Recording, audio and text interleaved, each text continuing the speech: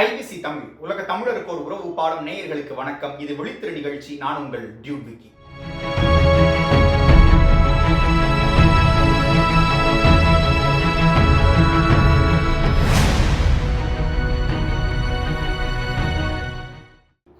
Corona ஊரடங்கு காலகட்டத்தில் எல்லா மக்களும் கிட்டத்தட்ட மிக அதிகமான நேரத்தை செய்திகள் முன்பு அமர்ந்துதான் அதை பார்த்துதான் செலவழிச்சுக்கிட்டு இருக்கிறாங்க.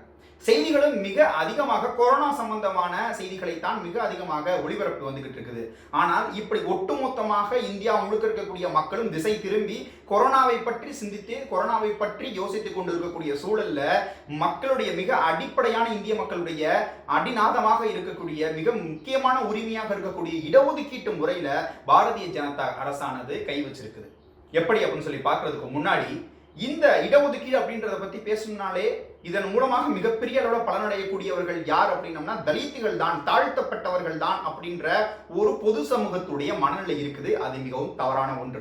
இன்னொன்று, பாரதிய ஜனதா கட்சியை பத்தி பேசுறதுக்கு முன்னாடி, பாரதிய ஜனதா கட்சி இந்துக்களுக்கான கட்சி, இந்துக்களுடைய நம்பிக்கை நட்சத்திரமாக இருக்கக்கூடிய கட்சி தான். அது இந்துக்களுக்கான நன்மைக்காக மட்டுமே செயல்படக்கூடிய கட்சி அப்படின்ற ஒரு பொது சமூகத்துடைய சிந்தனையும் இருக்குது. அதுவும் மிகப்பெரிய தவறு. இந்துக்கள்ல மிக பெரும்பான்மையாக இருக்கக்கூடிய பிற்படுத்தப்பட்ட சமூகத்தை சார்ந்தவர்கள் அவர்களுடைய உரிமையில தான் கையை வச்சிருக்காங்க. இந்த பிற்படுத்தப்பட்ட சமூகம் அப்படிங்கிறவர்கள் தங்களை ஆண்ட சாதிகள், ஆதிக்க சாதிகள் அப்படின்னு பேசிக்கிட்டு இருக்கிறாங்க இல்லையா, அவர்களை தான் நான் சொல்றேன். அவர்கள் உயர் சாதிகள் அப்படின்ற இடத்துக்குள்ள வரமாட்டாங்க. ஏன்னா அவர்கள் பிற்படுத்தப்பட்டவர்கள் அப்படின்ற அந்த பட்டியலுக்குள்ளதான் இந்திய அரசியலுடைய சட்டப்படி இருக்கிறாங்க. மனு தர்மத்துடைய சட்டப்படி எடுத்துட்டோம்னாலும் அவங்க சூத்திரர்கள் அப்படின்ற அடிப்படையில தான் இருக்கிறாங்க. சூத்திரர்கள் அப்படின்னா உண்மையான வேத இதிகாசத்தின்படி இருக்கக்கூடிய விளக்கத்தின்படி பார்த்தோம்னா தவறான வழியில் பிறந்தவர்கள் அப்படின்னு பொருள். அப்படி பார்க்கும் பொழுது சூத்திரர்களாக கருதப்படக்கூடிய இந்த ஆண்ட சாதிகள், ஆதிக்க சாதிகள் பேசிட்டு இருக்காங்க இல்லையா, இவர்களுடைய அந்த பிற்படுத்தப்பட்டவர்களுக்கான உரிமையில தான் கை வைக்கப்பட்டிருக்குது. நிறைய பேர் இப்ப சூரரை போற்று திரைப்படம் வந்த போல உயர் சாதி மக்களுக்கு என்ன கொம்பா முளைச்சிருக்கணும்னு மிக அதிகமாக கொந்தளித்தவர்கள் யாருன்னா, நான் வெளிப்படையாகவே பேர் சொல்றேன், வன்னியர் சமூகத்தை சார்ந்தவர்கள், தேவர் சமூகத்தை சார்ந்தவர்கள், இவங்க தான் கொந்தளிச்சாங்க. ஆனா அவர்கள் உயர் சாதிகள் அப்படின்னு அந்த வரையறைக்குள்ள வரமாட்டாங்கன்றத அவங்க முதல்ல தெளிவுபடுத்திக்கணும். அவர்கள் பிற்படுத்தப்பட்டவர்கள், backward class, most backward class அப்படின்ற இடத்துக்குள்ளதான் அவங்க வர்றாங்க. இந்த ஆண்ட சாதிகள், ஆதிக்க சாதிகளுடைய மிக முக்கியமான குற்றச்சாட்டாக, பிரதானமான குற்றச்சாட்டாக இந்த இடஒதுக்கீடு அடிப்படையில் இருக்கிறது என்ன அப்படின்னு சொல்லி பார்த்தோம்னா, தலித் சமூகத்தை சார்ந்தவர்கள், தாழ்த்தப்பட்ட சமூகத்தை சார்ந்தவர்கள் அவர்களுக்கான உரிமையை, அதாவது அந்த பிற்படுத்தப்பட்ட சமூகத்துடைய உரிமையை அந்த தாழ்த்தப்பட்ட சமூகத்தை சார்ந்தவர்கள் இடஒதுக்கீட்டின் அடிப்படையில் பறிச்சுட்டு போயிடுறாங்க அப்படின்ற ஒரு எண்ணம் இருக்குது. இடஒதுக்கீட்டின் மூலமாக உண்மையிலேயே பயன்பெறவங்க யாரு, மிக முழுமையாக பயன்பெறவங்க யார் அப்படின்னு சொல்லி புள்ளி விவரங்களின் அடிப்படையில பேசணும் அப்படின்னம்னா, தமிழகத்துல 69 விழுக்காடு இடஒதுக்கீடு இருக்கு. அதுல 50 விழுக்காடு இந்த பிற்படுத்தப்பட்டவர்களுக்கு தான். வெறும் 19 விழுக்காடு தான் பட்டியலினம் சொல்லக்கூடிய SC ST இந்த பிரிவுகளுக்காக ஒதுக்கப்பட்டிருக்கு. இந்திய அளவில் எடுத்துக்கிட்டோம்னா 49 விழுக்காடு அப்படின்னு சொல்லி பார்க்கும்பொழுது கிட்டத்தட்ட 27 விழுக்காடு கிட்ட பிற்படுத்தப்பட்ட சமூகத்தை சார்ந்தவர்களுக்கு தான் மிச்சம்தான் SC ST சமூகத்தை சார்ந்தவர்களுக்கு வழங்கப்பட்டிருக்குது. அப்ப ஏன் தமிழகத்துல 50 விழுக்காடு, எங்களுக்கு அகில இந்திய அளவில் 27 விழுக்காடுன்னு இங்க யாரும் கேள்வி எழுப்பல. அந்த குறைவான 49 விழுக்காடு தான், 49.50 விழுக்காடு தான் இருக்கணும் அப்படின்ற நிலை எப்படி உருவானது அப்படின்னம்னா, உச்சநீதிமன்றத்துல வழக்கு போட்டு இடஒதுக்கீடு என்பது 50 விழுக்காடுக்கு உள்ளதான் இருக்கணும் அப்படின்னு ஒரு தீர்ப்பு வந்ததுனால தான் இந்த 27 விழுக்காடு அப்படின்றது 49 விழுக்காடுல பிற்படுத்தப்பட்டவர்களுக்கு கிடைச்சிருக்குது. இதை எதிர்த்து யாரும் கேள்வி கேட்கல. இந்த தீர்ப்பு வந்த சமயத்துல 69 விழுக்காடு இருக்கக்கூடிய தமிழகத்துல இந்த 69 விழுக்காடு இடஒதுக்கீடு இருக்கக்கூடாதுன்னு சொல்லி பிரச்சனை வந்த சமயத்துல செல்வி ஜெயலலிதா அம்மையார் இந்திய அரசியலமைப்பு சட்டத்துல பட்டியல் 9வது பிரிவுல கொண்டு போய் இந்த 69% இடஒதுக்கீடு வச்சதுனாலதான் இன்னைக்கு வரைக்கும் தமிழகத்துல 69% இடஒதுக்கீடு இருக்குது. அதுல 50% பிற்படுத்தப்பட்ட சமூகத்தை சார்ந்தவர்கள் படிச்சு வந்துகிட்டு இருக்காங்க. இந்த செய்கையை செஞ்சதுனாலதான் கி வீரமணி அவர்கள் சமூக நீதி காத்த வீராங்கனைன்னு ஜெயலலிதா அம்மையாருக்கு ஒரு பட்டமை கொடுத்தாங்க. இதெல்லாம் வரலாறு. ஆனா இன்னைக்கு இருக்கக்கூடிய சூழல்ல வன்னியர் சமூகத்தை சார்ந்தவர்கள், தேவர் சமூகத்தை சார்ந்தவர்கள், நாங்கள்லாம் பிற்படுத்தப்பட்டவர்கள் அப்படின்னு சொல்லாம நாங்கெல்லாம் ஆதிக்க சமூகத்தை சார்ந்தவர்கள், ஆண்ட சாதிகள்னு பேசக்கூடியவங்க எல்லாம் இன்னைக்கு என்ன மாதிரியான மனநிலையில இருக்கிறாங்க? இந்துத்துவத்தின் பின் செல்லக்கூடியவர்களாக இருக்கிறாங்க. வன்னியர் சமூகத்தை சார்ந்த இயக்குனர் மோகன்ஜி சக்தியன் அவர்கள், அதாவது இவரை நாம் வன்னியர் சமூகம் ஏன் அடையாளப்படுத்தணும்னா அதை அவர் அடையாளப்படுத்திக் கொண்டார். அதனால இப்ப நான் சொல்றேன், அவர் தன்னுடைய திரௌபதி திரைப்படத்துக்கு ராஜா அவர்களை கூட்டிட்டு வந்து பார்க்க வைக்கிறார். தேவர் சமூகத்தை சார்ந்த பல பேரும் தன்னுடைய முகநூல்ல தங்களுடைய ட்விட்டர் பக்கங்கள்ல முழுமையாக இந்துத்துவ சித்தாந்தத்தை முன்னிறுத்தி பேசி வந்துட்டு இருக்கிறாங்க. இன்னும் சொல்லப்போனா தேவர் சமூகத்தை சார்ந்தவங்க தன்னுடைய குழந்தைகளுக்கெல்லாம் இந்த சாதி என்ற நஞ்சை விதைத்து டிக்டாக்ல பேச வைக்கிறதெல்லாம் பார்க்க முடியுது. மிக வேதனையான ஒரு விஷயமாக பார்க்கிறோம். இந்த மாதிரி அவங்க இந்துத்துவ சித்தாந்தத்தின் பின்னாடி செல்லக்கூடியதை நம்மளால பார்க்க முடியுது. மிக குறிப்பாக அம்பேத்கர் அவர்களையும் பெரியார் அவர்களையும் எதிர்த்து பேசக்கூடியதையும் நம்மளால பார்க்க முடியுது. உண்மையிலேயே அம்பேத்கர் அவர்கள் பிற்படுத்தப்பட்ட சமூகத்தை சார்ந்தவர்களுக்கு இடஒதுக்கீடு வேண்டும் என்று கோரிக்கை வைத்து அது நடைபெறாத காரணத்தினால் தன்னுடைய சட்ட அமைச்சர் பதவியை தூக்கி போட்டார் அப்படின்ற மாதிரியான வரலாற்று குறிப்பும் இருக்குது. பெரியார் அவர்கள் இந்துக்களுக்கு எதிரானவர் அப்படின்னு பேசிட்டு வந்திருக்க முடியாது. இவர் தான் இந்துக்களாக இருக்கக்கூடியவர்களுக்கு இடஒதுக்கீடு வேண்டும், அதனால இவங்க படிச்சு மேல வரணும், ஒட்டுமொத்தமாக இந்துக்கள் அப்படின்ற அடிப்படையில் வெறும் 3 விழுக்காடு மட்டும் இருக்கக்கூடியவர்களுக்கு படிப்பும் வேலை வாய்ப்பும் போயிடக்கூடாதுன்னு போராடி களத்துல நின்று போராடி 1951 இந்திய அரசியலமைப்பு சட்டத்துடைய முதல் சட்ட திருத்தத்தை கொண்டு வந்தார்.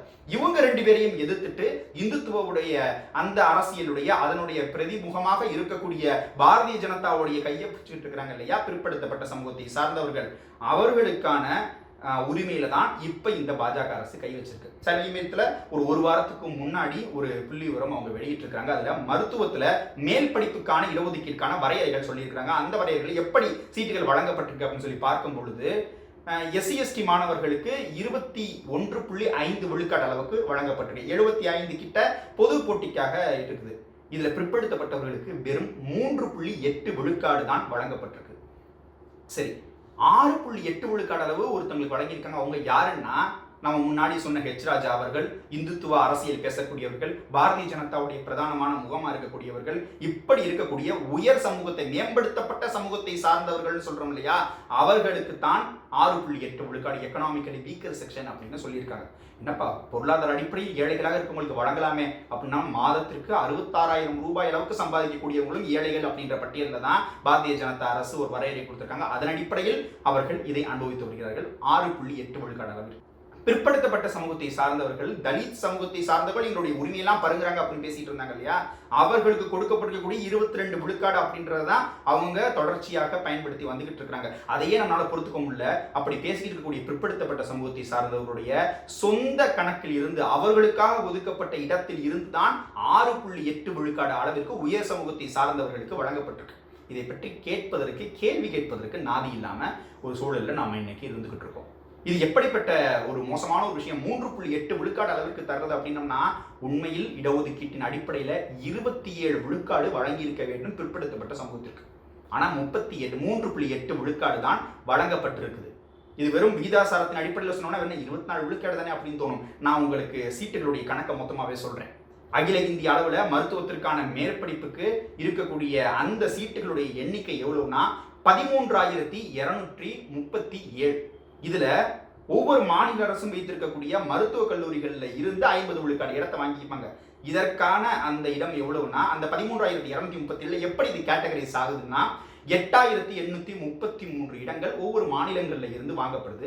இதுல மத்திய அரசாங்கம் 717 இடங்கள் வச்சிருக்குது. தனியார் கிட்ட இருந்து 3,687 இடங்கள். ஒட்டுமொத்தமாக தான் இந்த 13,237 அப்படின்ற அந்த கணக்குன்றது வருது. இதுல 3.8 விழுக்காடு அப்படின்னம்னா 371 இடங்கள் தான் பிற்படுத்தப்பட்ட சமூகத்தினருக்கு ஒதுக்கப்பட்டிருக்கு. ஆனா உண்மையிலேயே 2,578 இடங்கள் ஒதுக்கி இருக்க வேண்டும் 27 விழுக்காடு இடஒதுக்கீடு உறுதி செய்திருந்தா.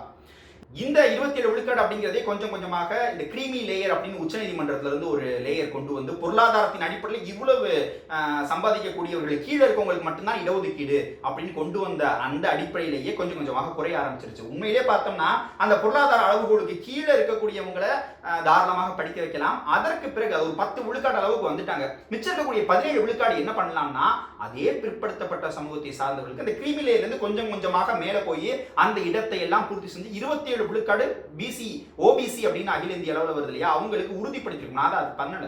அந்த மிச்சம் இருக்கக்கூடிய 17 விழுக்காடு இருந்துச்சுன்னா அதை பொது போட்டிக்கு கொண்டு வந்து அந்த பொது போட்டியின் மூலமாக பார்ப்பன சமூகத்தை சார்ந்தவர்கள் தான் மிக அதிகமாக அதை எடுக்கிறாங்க. இந்த புள்ளி விவரங்கள் நம்ம IITல எப்படி பார்ப்பனர்கள் அதிகமாக இருக்கிறாங்க அந்த மாதிரியான விஷயங்களிலே பலமுறை பார்க்க முடிஞ்சிருக்கிறதாக இருக்குது. புள்ளி விவரங்களின் அடிப்படையிலேயே இப்படி போனுச்சு. இந்த சமயத்தில் பிற்படுத்த சமூகத்தை சார்ந்தவர்கள் கொந்தளிக்கல. அதற்கு பிறகு இந்த 2017 2018 இந்த காலகட்டத்தில் ஒவ்வொரு மாநிலத்தில இருந்து 50 விழுக்காடு வாங்குறாங்கன்னு சொன்னேன் இல்லையா? 8833 இடங்கள். இந்த இடங்கள்ல 27 விழுக்காடு பிசிக்கு, ஓபிசிக்கு ஒதுக்கணும் அப்படின்ற அடிப்படையில ஒரு சீட்டு கூட கொடுக்கல. அப்படி அந்த 27 விழுக்காடு அப்படின்ற அந்த இடஒதுக்கீடு நடைமுறைப்படுத்தாம தான் 2-3 ஆண்டுகளாகவே இந்த மத்திய அரசாங்கம், பாரதிய ஜனதா கட்சி, பிற்படுத்தப்பட்டவர்கள், இந்துக்களுக்கான கட்சின்னு சொல்லக்கூடியவங்க, பிற்படுத்தப்பட்டவர்கள் அப்படின்ற இந்துக்களுக்கு உள்ள இருக்கக்கூடிய மிக பெரும்பான்மையான பிரிவினருக்கு வஞ்சனை செய்து வந்துகிட்டு இருக்கிறாங்க. இதை பற்றி கேள்வி கேட்பதற்கு, களத்தில் இறங்கி போராடுறதுக்கு ஆள் இல்ல. மிக முக்கியமாக சொற்பமாக சில தலைவர்கள் பேசினாலும் சமூக ஊடகங்கள் பெருவாரியாக இருக்கக்கூடிய யாரும் இந்த பிற்படுத்தப்பட்ட சமூகத்தை சொன்னாங்களா ஆண்ட சாதியில் பேசிட்டு இருக்க யாருமே இதை பற்றி பேசல.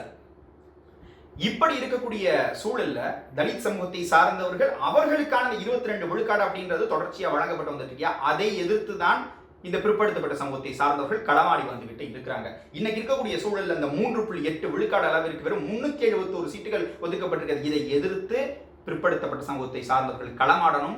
அது இந்த இடஒதுக்கீட்டு முறையில ஏதாவது ஒரு பிரச்சனையால கண்டிப்பாக களத்தில் நின்று போராடக்கூடியவர்களாகத்தான் எல்லோருமே இந்த சமூகத்துல இருப்போம். ஏன்னா எல்லாருமே இடஒதுக்கீட்டின் அடிப்படையில் படித்து வந்தவர்கள் தான். அப்படி இருக்கும் பட்சத்துல இது கண்டிப்பாக மத்திய அரசாங்கத்திற்கு மிகப்பெரிய அழுத்தத்தை கொடுத்து அந்த அழுத்தத்தின் வாயிலாக இந்த 3.8 விழுக்காடு இந்த மாதிரியான விஷயங்களை கண்டிப்பாக அவங்க தவிர்த்து கொள்ள வேண்டும்.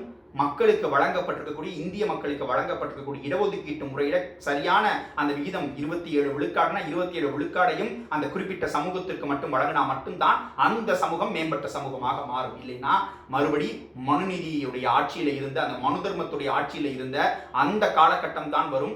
படிக்கிறவங்களுடைய எண்ணிக்கை அப்படிங்கிறது வெறும் 3 விழுக்காடுக்குள்ளேயும் 10 விழுக்காடுக்குள்ள இருக்கக்கூடிய அந்த சமூகத்தை சார்ந்தவர்கள் மிக அதிகமாகவும், மற்ற பிரதானமான 90 விழுக்காடு 97 விழுக்காடு இருக்கக்கூடியவர்களுடைய எண்ணிக்கை குறைவாகவும் மாறக்கூடிய ஒரு மிகப்பெரிய அபாயம் இருக்குது. அதை எதிர்த்து நாம் களமாட வேண்டும். நன்றி. அதிகாரம் தொட்டு